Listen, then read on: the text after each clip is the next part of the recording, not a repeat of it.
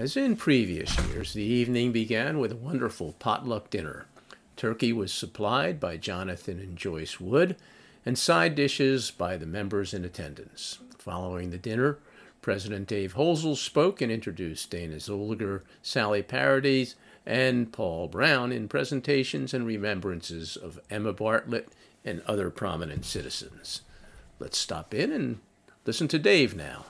But, all right, here we are this year, and Dave Holzel, President, raised my hand a little too high one year, and here I am. Sorry. Raymond Historical Society. What a great time to be part of something. It's like tape pulling to get new folks to join us. And the people that have joined us, they didn't cash in on this beautiful potluck dinner that we just had. And whatever you brought, make sure that we're going to cover it, and make sure you take it home and make sure nothing goes to waste. I think that table's going to be the last one to put away. That'll be behind Dana. So if you see someone in the camera behind it, no. Back to the society this year had a multitude of things. Ever since Walmart Distribution Center gave us two 43-inch color televisions last fall. We had a spring one, very successful. We were selling all the tickets, and I guess we made $400,000 on that. And here we are in the fall, and this year, and with the second prize, it was a half a quart of wood. What's it? Half a quart, right? A quart, that's $400. Wait a minute. Pricing is out of whack. So that ticket sale, and Jerry and Mike and Ray, the four of these folks over here at this table have been selling raffle tickets. There's second batch of fall tickets. Any little tidbit of what's left and how we're doing? We only have 14 books left. 14 books left, and it's a book of 6 tickets in it for $5. So you get that extra one. Otherwise, individually, it's $1 a ticket. But there's how many prizes now? There's 4 prizes. Now I said the television set, the set, half a quart. Then we have the custom brick. What is it? The custom brick. The custom brick on our walkway at the Historical Society. Very popular. $25 gift certificate. And a $25 gift certificate from Tuckaway. I guess that's caught on, according to the parking lot. Oh, yeah. And the orange cones they have to put out so no one parks on the highway on 27. So that's really. But along with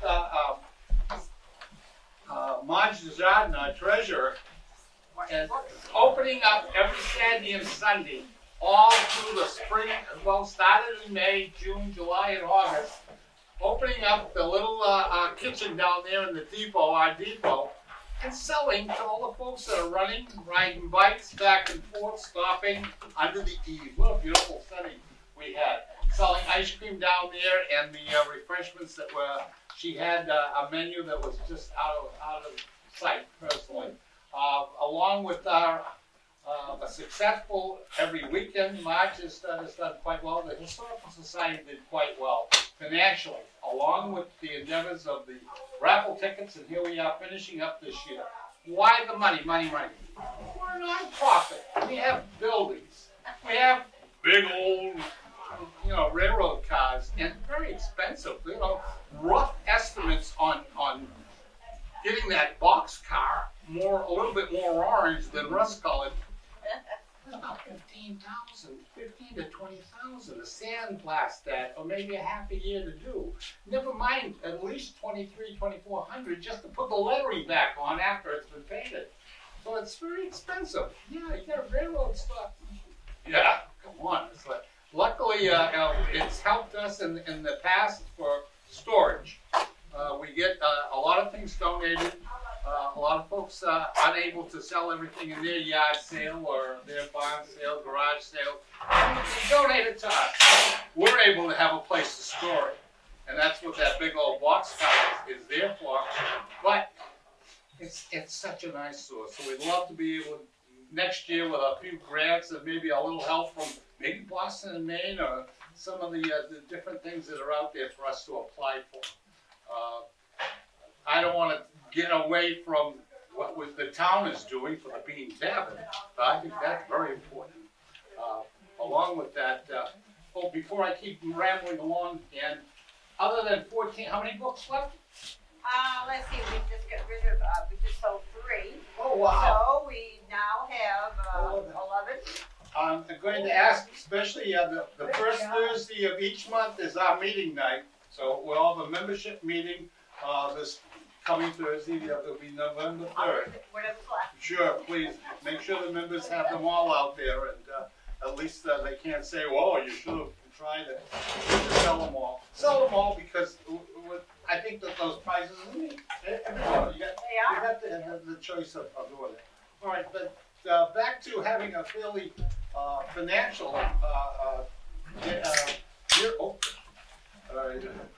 time of it, but raising money, but that's not our goal. It has never been. It's just so much time is pushed onto us to raise money all the time. Fundraisers. So I guess that's the nature of the society and what we're involved in doing, the costs and all. But here we are tonight enjoying this harvest dinner, and fantastic dinner it was. Thank you, Joyce. Even though a little bit. You didn't have to comment this year, and she's always behind the line, last one to eat, and she always cooks the turkey.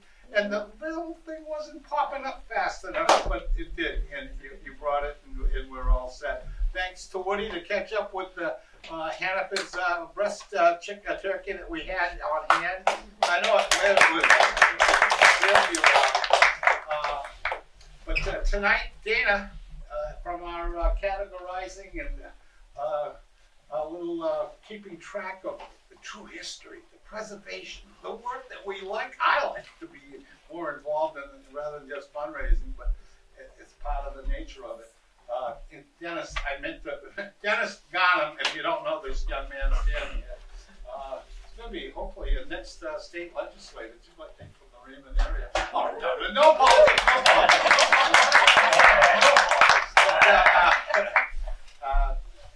A lot of the things that are on the fire right now, but Dana and the crew in that back room, Linda and Sally, trying to keep ahead of all the things that we have been given to us and the history of Raymond and the folks that have lived here, not just the oldest houses, the oldest folks, the oldest families.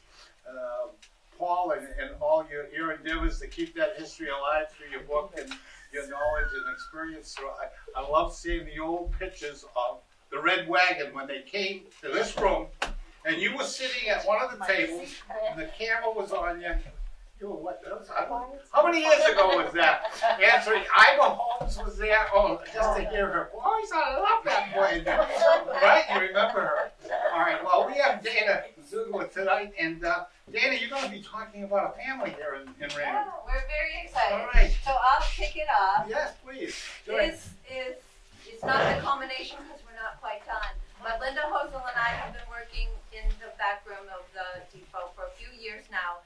And before the 100th anniversary of suffrage, we discovered a box or two of wonderful materials about Emma Bartlett, who lived in Raymond. And we would love to tell you the story of Emma Bartlett and the 4 families and 4 generations, some of which are still in town. And at the time we thought, oh, let's put together an exhibit for the 100th anniversary of women getting the right to vote. Emma Bartlett was one of the first elected legislators in the state of New Hampshire, female legislator. She was in the class of 1922. And there were 3 other women, there were 3 women total. Ironically, there were 2 women that were elected before that, but they were not in the initial, I don't know how they came to be, but I have articles that you could read, but there was someone, a Farnham and a Doe, one from Pembroke and one from Rollinsford. So there's more to the story, but Emma Bartlett from Raymond, New Hampshire was one of the first female legislators in the state of New Hampshire. So the materials that we have at the depot, we have an especially rich collection from one of the children. A lot of letters going to Emma from her daughter, Bess. And so when we got started and had this idea to put this together, and then COVID came. So we shelved it to a degree. The depot was quiet. We didn't go in for over a year. And then Sally got organized with us. And Sally told me a lot more of the story, and then Paul told me a lot more of the story, and there's so many connections here, especially around Smith Pond, and we're so pleased to have one of Charlotte Christian's daughters here, Nancy. So I'll just give a brief overview of the family, and then Sally is going to talk in particular about Ada and Ralph, and then Paul is going to talk about Bill Roberts. So I'll give a little intro. We have a lot of material, and we're hoping to put together the real special exhibit that we will have. I mean, we've really never done that before in our depot, but it would be a neat thing to do, to pull together the papers that we have, show a little bit deeper into this family story. But Dana, excuse me. Before you go further with this, tell them about the 3rd and 4th of this coming month. okay, Please, let everyone know. I think we've done this for 2 years. We've had 8th grade students who don't go on the Washington, D.C. trip come to the depot for their field trip. And we got better and better, and the kids loved it. They had such a great time. So next week, Thursday and Friday, a number of you in the room are coming to help. We are having the entire 4th grade come. So half of the classes are coming on Thursday the 3rd and half on the 4th. So it's really neat because we can naturally break it up into 4 areas because we really have a campus of buildings there. And Art Walensky dons himself the conductor's cap and gives a great tour of the caboose and the railroad history. And then Betty has done a wonderful job in the one-room schoolhouse. And this last year, Kathy pinch hit for her and has all these great ideas about what the kids might be able to do with some hands-on experiences.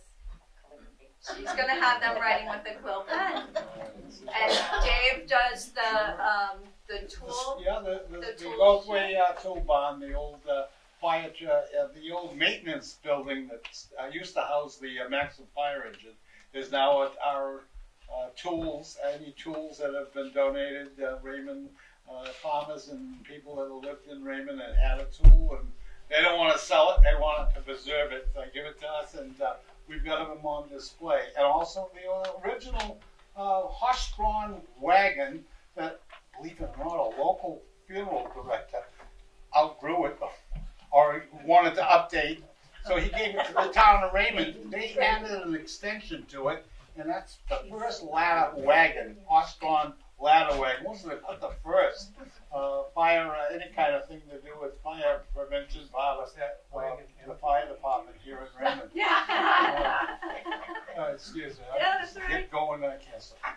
Yeah, and then the 4th place that they'll visit, so we've never had a big crowd like we're having next week, but we'll be able to split it up and have kind of a shotgun start where the kids can go from place to place, and you all will ring the school bell when we switch places. Yeah. But Linda Hosel and I usually do the depot and introduce the kids to, this last time around we talked about our Civil War heroes from Raymond, and the kids had a lot of fun because they had been to the old Pine Grove the day before, so they found the gravestones of John E. Cram, who's a bona fide hero. He lifted the colors in the Battle of Spotsylvania and got injured pretty quickly after that, but his group went forward because he raised the colors. And then also Willie B. Green, who, thankful to Raymond Arts on our 250th anniversary, brought to life the story of Willie B. Green, who was a sharpshooter in the Civil War, and there was an existing set of letters that were discovered in the house next door to where his mother lived. And the neat thing about those two, those houses are still here, so we showed the kids where these houses are, and then on their way home, walking back to school from the field trip, they went to the town common and looked at the Civil War monument and found their names, so a lot of connections for those types of things. So we're pretty excited about that. And then in the springtime, believe it or not, the 3rd graders are coming, all the 3rd graders. So we'll work our way up to something. Yeah, yes, they're coming. But here, and this one is for you, Nancy, and I have another one pre-pamphlet, but I have a large version here and I handed it out. But Emma Bartlett and John Bartlett, Emma was Emma Tucker, they both were from Deerfield at one point, but John Bartlett, his father died when he was relatively young, 15 or 16, so he actually moved in with his sister, Naomi, who's listed here, Naomi, and her last name was Adams. So he had an affiliation with Nottingham, and interestingly enough, when he and Emma married, they ended up buying a farm in Nottingham. They lived here in Raymond, but they bought a farm in Nottingham. And one of the things that we'll talk about a little bit is a special relationship that John Bartlett Jr. had with Robert Frost, who was his teacher at Pinkerton. And they talk a lot about the Pawtuckaway farm. And John Bartlett, I think, bought that farm because he wanted to teach the kids what it was like to have to bring in the hay, do the jobs.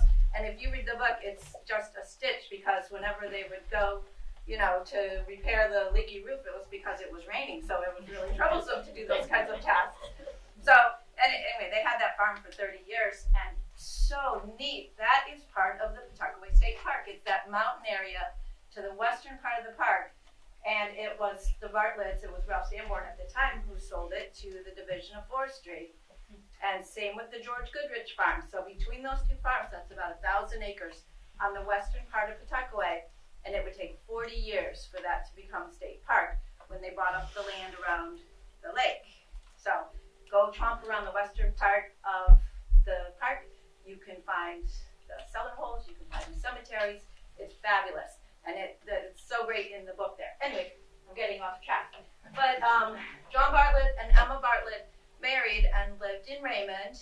They lived in like 3 doors down Main Street from where the depot is, maybe 5 doors down, number 87. And the house is still there. They made a lot. They made a lot of memories there. That house was in their family for until the 70s because their grandchildren had it. But interestingly enough, they were both school teachers. They both taught at the Pecker School, and I found in the annual report in 1883, they were both teachers. And that year was the year they got married. So during the first term, it was Emma Tucker, the teacher. The second term, it was Mrs. John Bartlett. So they got married that term. They were both teachers. And then there's a neat picture. Linda Hotel put together this pictures. And their daughter, Bess, was a teacher at that school in 1910, so there's a picture of her there with her group of students, which is really neat. And interestingly enough, they had 4 children, all of which went to high school out of Raymond. They all went to Pinkerton. That was the thing at the time. We did not have a high school. We had part of a high school, but not the full curriculum. So all 4 children went to Pinkerton. Bess came back and lived here, taught for a while. She married and moved to Vancouver, into the Dickinson family. He was from Nova Scotia, I think. And so their children were born in Vancouver. She moved back. Their second child, John Bartlett Jr., he also moved to Vancouver once he graduated from Pinkerton. I think he started to go to college and then it wasn't working out. He had asthma, some issues, and his sister Bess in the letters, come visit. You'll find this weather much easier for you with your asthma. So he went, but of course his love interest from his years at Pinkerton, Margaret, still was here. So the letters back and forth. They decided to marry probably only a couple of years out of high school. And this is all from the Bartlett and Frost. And I have several copies if anybody wants to borrow a copy and take home. But they decided to meet somewhere halfway in between. So they married in Medicine Hat, Alberta, because they thought it was a neat sounding name. So she took the train to Medicine Hat, Alberta, for the two to marry. And they lived in Vancouver for some time, but both Bess and John moved back to Raymond. And we have a lovely set of letters between Bess and her mother, Emma. So that's pretty neat about the stuff we have here.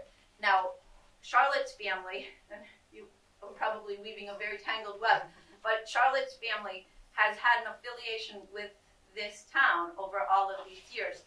They still own land in our town. We can show you one parcel that's near the depot. I'm not sure what they're going to do with that. It went to one of my siblings, and we call it the Bird Sanctuary. The Bird Sanctuary. Good. Yeah, okay. Amy and yeah. Okay, because when Amy was here when we met, I showed her what it was, and I did find the original deed of when it was purchased by Ralph. At any rate, but they also owned land around Smith Pond. So they summered here, and I'm not really going in any particular order. So they have had just a very long relationship with the town of Raymond and with many of the families in this room.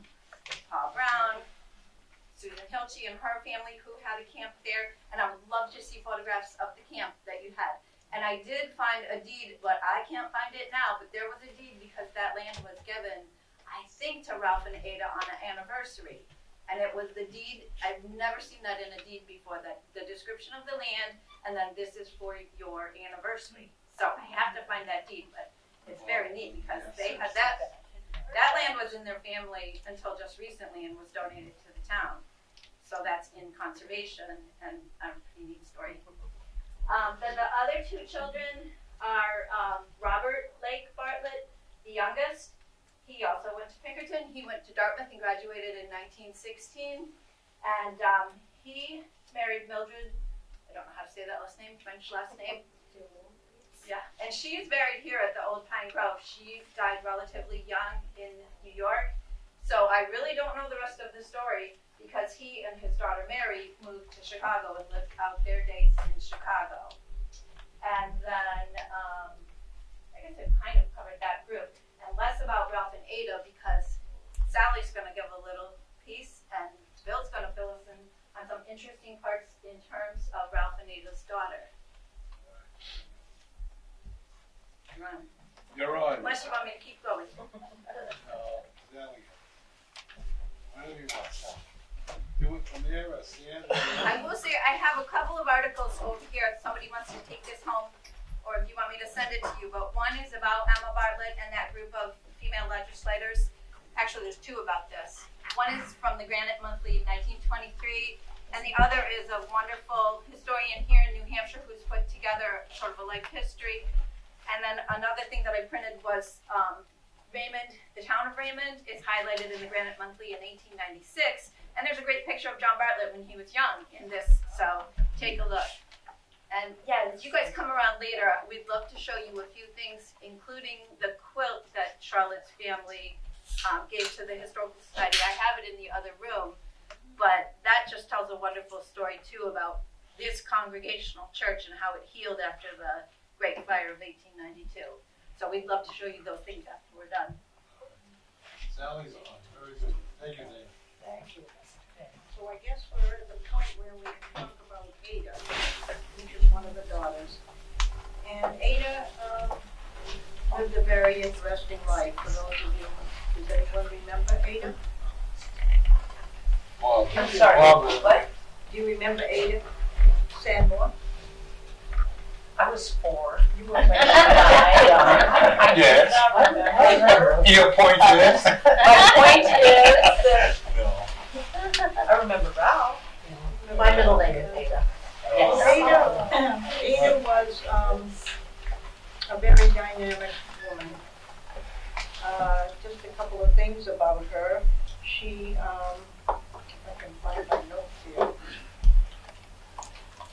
She spent a little bit of time in Washington, D.C. around 1920 with Vivian Culver. They were both, let's say, very strong-willed and very determined young women, and they just had to go to Washington and see. I remember Vivian talking about Woodrow Wilson being taken out in the wagon on Sunday afternoon and things like that. But Ada came back and apparently found Ralph, and I haven't been able to find Ralph. I don't know where he was born, but he was the station manager or the master, and for some time in Raymond. He was also our town moderator, and he was also a member of the school board, from what I can see. He was a boarder in their house in 1900, so before they were married, he boarded in Emma's house. And you could tell more stories about others who boarded in Emma's house. She had 4 of her own children, but you have other stories. But Ralph was there in 1900, and he became the station master in 1899. Okay. And he was from Nashua. I'm not sure if that's where he was Okay, born. I haven't found that out. Yeah. This information's You say station Isn't it master, amazing? exactly, where Amazing was how that history You of have a picture of him? Yeah, there's a picture up there that Linda put a picture of. What did the station master do? What did the station What was their master job? do? Well, he sold tickets, and I don't know. I assume he's on the Morse code tucking and ordering help when we had the fire and that sort of thing. He came in after the fire. We had a nice picture. There's a nice picture of him at the station at his desk, and apparently that was taken the day that the dial system came into Raymond, and they were swapping over the old system to the dial system. My friends will tell me, since they all came to church here at that time, that Ralph had the deepest voice you would ever want to hear. It was not only bass, it was below bass. He was seemed to have a cigar in his mouth most of the time. Does that remind you of any? My first recollection of the two of them is a child that moved to Long Hill when she was 9. And each summer, the little gray, I think it was a Chevy Coupe, maybe that's not the right kind of a car. It was 1941 Chevy Coupe. What color was it?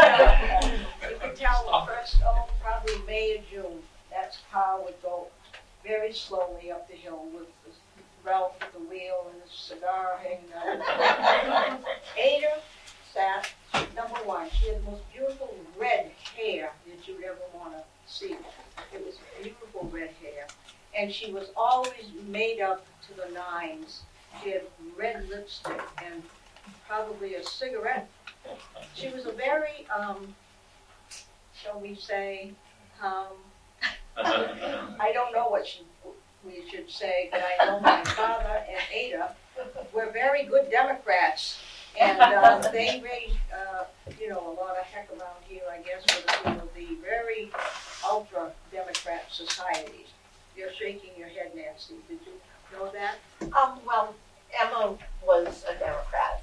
Yes. And so I think basically the whole family has to sort of follow that. Carries on. Carries on. Maybe it's in the blood.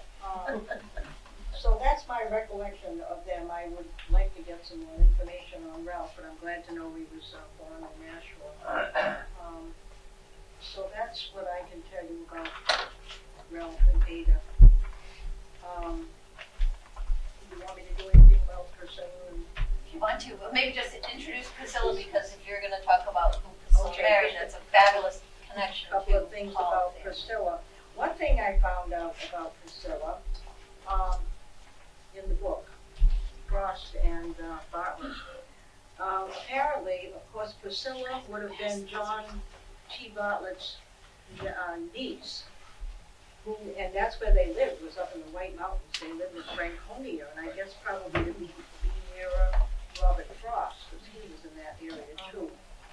So anyway, Priscilla, she was a young girl, I don't know how young, but she climbed the awful hill, in quotes, in Franconia, when John and his family lived there, and she would stay overnight playing games with the children, and putting off climbing between the cold sheets of the bed in the icy bedroom. There was no heat at all. But apparently Priscilla was up to doing such a thing for the children. The other thing I can tell you about Priscilla, she was born in Raymond and was one of the 5 Raymondites.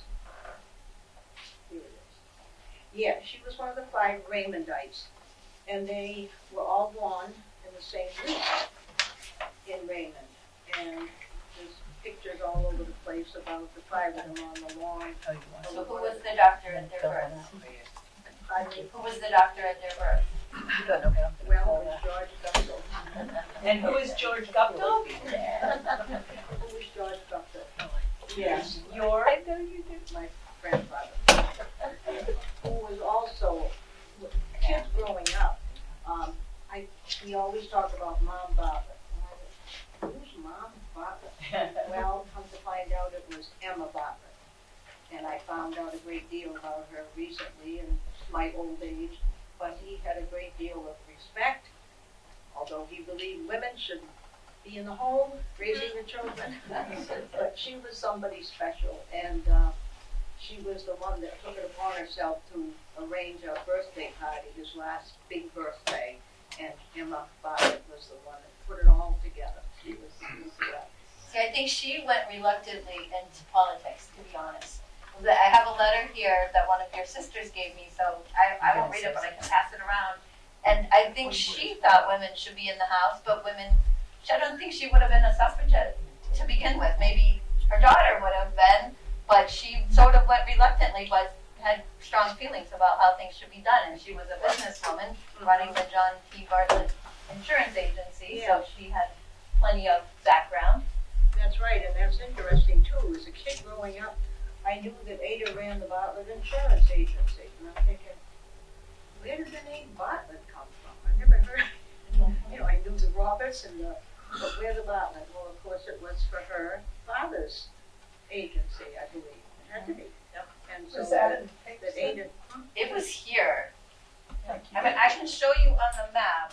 They were where Teddy's is. Oh, okay. And yeah, because this is the old map, this is the bird's eye view map from 1887, so the John Bartlett business is on here, and it's the building right at the corner of the common across from the depot. And then from other information, it sounds like he also might have worked out of what was where the Methodist Church had been, and then became the Catholic Church, so he may have had an office there. He did own this building right there, and so it's kind of neat that you see this on here. I don't know where Ada ran the business, if she ran it out of her house or out of one of those buildings, I don't know. I think perhaps she ran it out of her house. I don't remember any kind of office. As a matter of fact, when she passed away, the business went to a man by the name of Fred Bailey. I don't know if all of you remember Fred Bailey. He took it over. He took over the business. So anyway, that brings you up to date with Priscilla and Ralph a little bit, and Ada, and Paul, you're going to tell us about Bill Roberts, postmaster of many, many years, that married into the family. Thank you, sir. There we go. All around. Want to know Raymond? There we go. One thing I got to mention though, I don't know how long we've been in town there. It's probably, what, 20 years or something? Yeah. And you know more about Raymond than I Yeah. do. I know little pockets, More than I know, she is a marvelous researcher. She has dug up more stuff that I never knew about. So, this Paul is an helps me example. connect the dots. Paul and Sally help me connect the dots from the old to the new, how it all fits together. Could be, but at any rate, Bill Roberts, and my second cousin once removed can pick up where I leave off, Nancy, and Bill Roberts was born in the Philippines in 1905, I believe. His father was an officer in the army there. They came back to the States when his wife, father, that is Bill's mother, was ill. She had tuberculosis. They lived in Willits, California for a short period of time where he ran a newspaper. She then recontracted tuberculosis. They moved to New Mexico and she died. So, Bill's father took Bill, who was a toddler at the time, to Zuni, New Mexico, where he ran an Indian trading post. He remarried a Mexican woman, and they had another child, a girl, and her name was, she was named Nellie after Bill's father's mother, which was actually my great-grandmother. Now, you can figure that out. So, in any case, shortly after that, the father, his name was William Anson Burlingame Roberts, Jr. Did I get that right? And he disappeared. The family lore is that he joined Pancho Villa in the Mexican Revolution. When I say he disappeared, there was some family lore that he was shot, lingered for some 6 months or something like that, and then died. We don't know where. We've never found out where or where he's buried or anything like that. We kind of hope for some DNA tests or something like that. Might someday dig him up and find out where he is. But at any rate, getting back to Billy,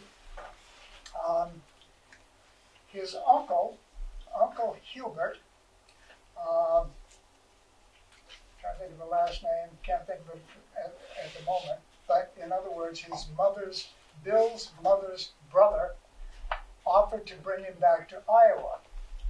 His stepmother said, no, don't want to do it. I like the kid. But later on, she changed her mind and she said, okay, you can take him back to Iowa. That's because her husband left her. That's because her husband left her. She was by herself with this baby and Bill speaking Spanish. He's listed in 1910 census as Spanish-speaking Mexican. This is true. Bill Roberts, yeah. When he went back to, see what I mean? It's amazing. And how he came back to join your family. And that was the problem. When he went back to Iowa, he could only speak Spanish, and he ate with his fingers or something like that. So then his aunt, my grandmother, Catherine Roberts, Quimby, said, okay, why don't you send him to New Hampshire? I have got children about his age. So he was sent to on a train to Springfield, Massachusetts. He was picked up by my grandfather and taken to Deerfield. And he graduated from the 8th grade in Deerfield, and then the family moved to Raymond just before 1920 because Raymond, they felt, had a better educational system because Raymond had this nice new consolidated school.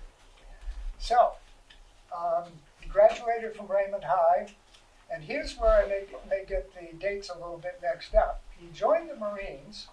He saw some action in China, where his father had seen action a generation earlier in the Boxer Rebellion. He came back and met Priscilla Sanborn. They got married. They moved to California. Charlotte, your mother was born, and then they came back to... That's the Depression. Yes, they came back to Raymond in about 1932 or 33. Oh, she was born in 33. So Okay, so it would have been 33 late or 33. 34. Yeah, because she was a babe. Okay. So, somewhere, they both contracted, right in that time, they both contracted tuberculosis. There was a lot of tuberculosis around at that time. My father had it. My half-siblings all were in sanatoriums. But at any rate, Bill and Priscilla were in a sanatorium up in Glencliff, New Hampshire. Charlotte, Nancy's mother, stayed with my grandparents for a period of time up on Long Hill, where Sumner and Shirley Dodge live now. And that's where I was born, by the way.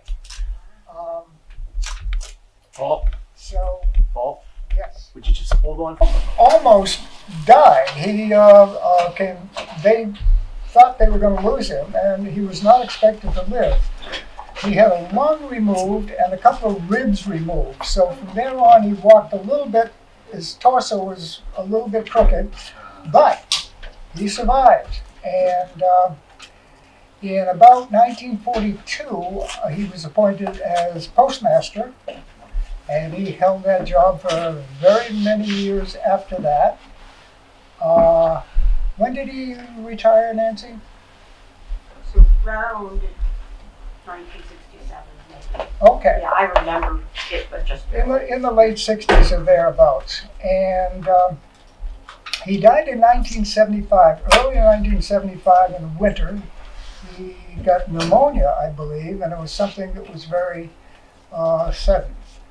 And that's about the story about Bill Roberts. I will say he was a very honorable person, and he was very highly respected. So, Can I tell you there have something? Sure. My grandfather told me the first time he met your mother,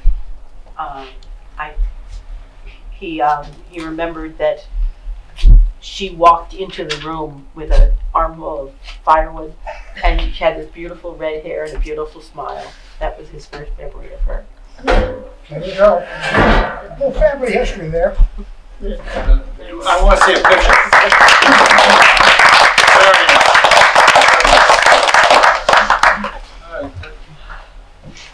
Fantastic. I mean, yes, if you're not familiar, but you are now, Bartlett.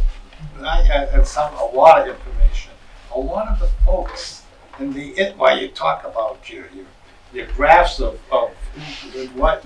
I love that show on PBS. Isn't it good the way they interlock and you were born? Here's the registry of your father's.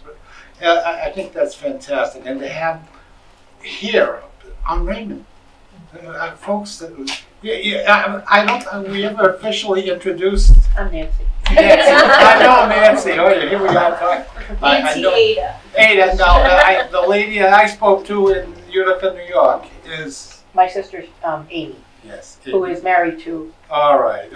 See, I have a connection even now. My great uncle dated Priscilla No kidding. while Bill was away.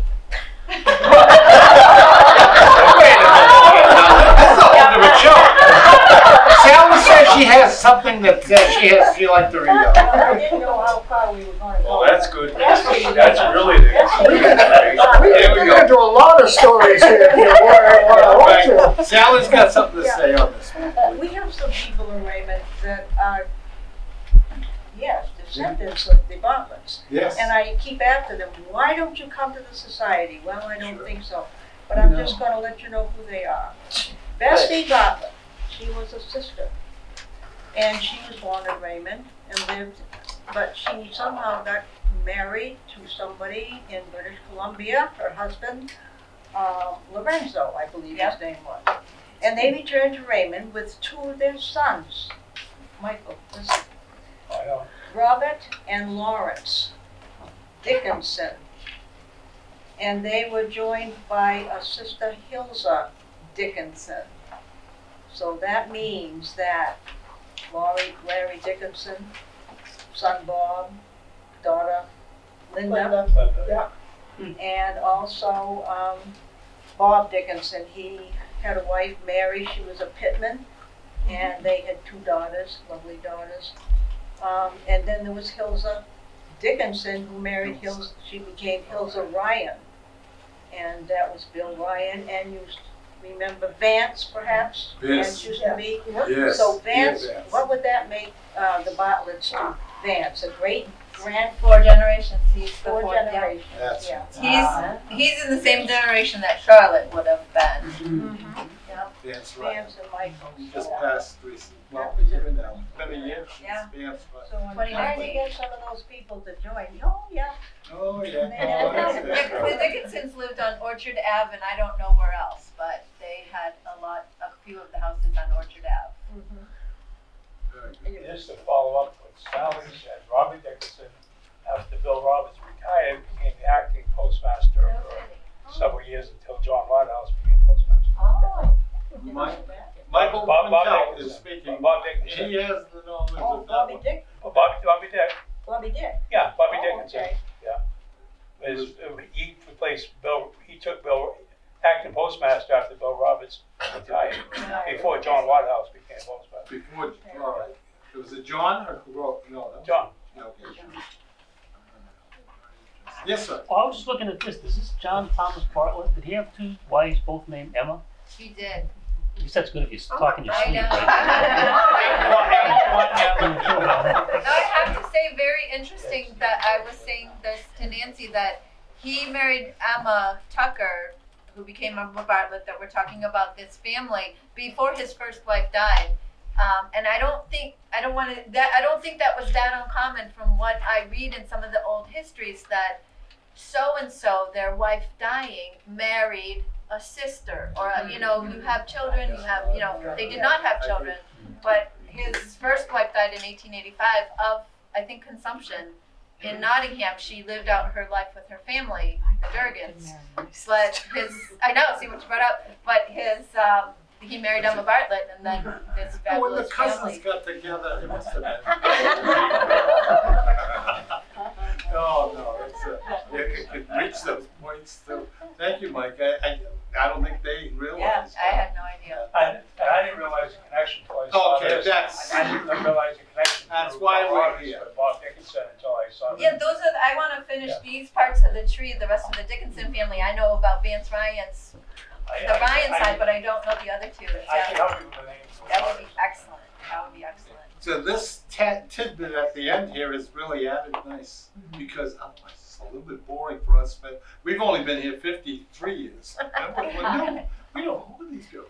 But I remember Waterhouse, I remember the pictures of the society and Mr. Sanborn. And, I didn't know the connection of all of the Christians until last year. It's great. It's great to see that.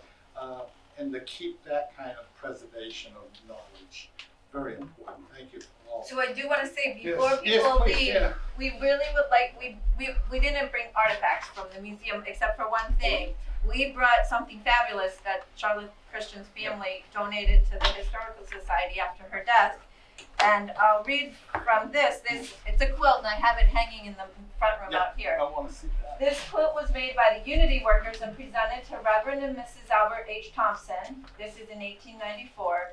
They raised $102.10 by making this quilt. And if you see the quilt, it's fabulous. It's nothing fancy, but it has names that are handwritten in calligraphy, and those are the people who donated.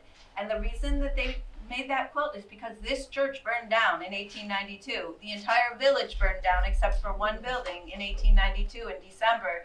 This church was rebuilt within 2 years under the leadership of Reverend Thompson, debt-free.